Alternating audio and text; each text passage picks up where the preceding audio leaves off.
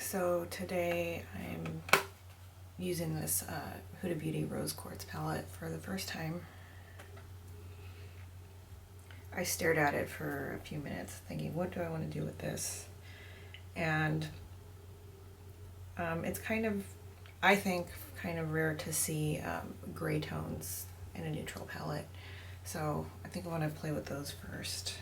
So I started out with the light matte gray. It's called Precious, and I just used a large fluffy brush on the crease.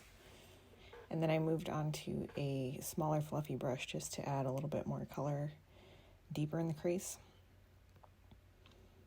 And then I moved on to the deeper matte gray Mantra on a pencil brush, and I wanted to keep that more concentrated in a smaller area. So that's why I didn't go in with a fluffy brush at first. I did use one afterwards to kind of blend around the edges.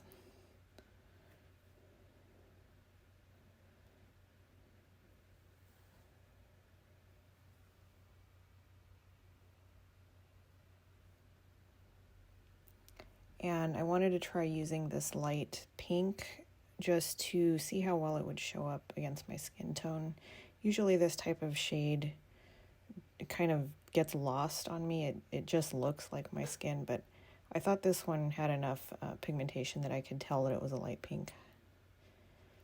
And then I used the shade Serenity on the inner half of the lid.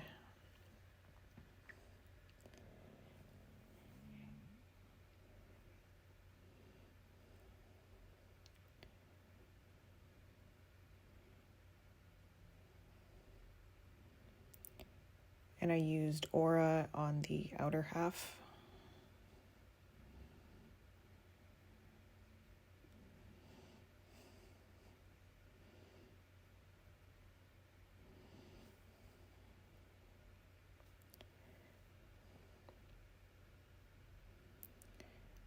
I'm using the shade Energized here on the lid, and I first started out using a brush, and then I moved on to using my finger to apply this because using a brush I get more of a sheer sparkly effect with it, but when I use my finger I can get more of a like opaque metallic look from this shade.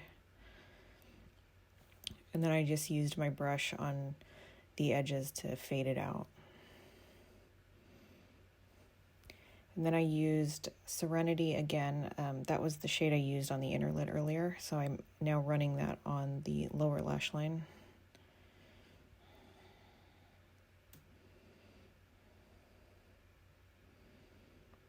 And I used the light pink from earlier around the edges of this shade. It looks a little bit weird, but what I was trying to do here was get a nice blend out of it. And I think once I blended it out, it kind of helped that the deeper lavender kind of stand out a little bit more. And then I went in with an angled brush and the shade Aura just along the outer lash line there. And this was an afterthought, but I decided to use the shade Quartz on the inner corner. It used this way was a little bit sheer. I had to build it up. I switched to a smaller pencil brush, a little bit more of a dense brush, and I was able to build it up to something that looked a little bit more opaque.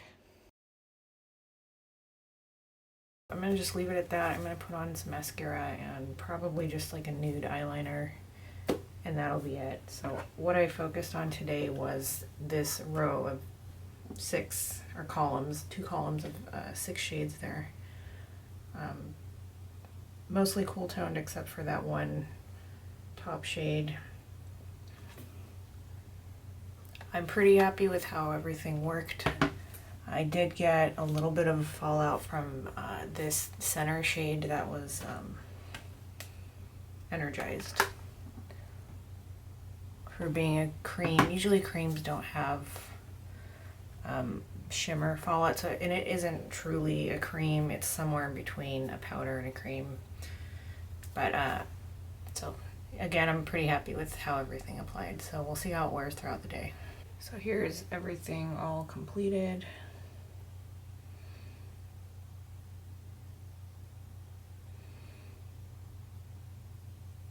don't know how I'm going to insert this into my video, but I will try. This is an update on how this makeup is wearing. I'm about 4 hours into it, and both eyes are still looking pretty good. The unprimed eye is starting to very slightly fade in the crease, but otherwise everything's still looking good. Second check-in with this makeup.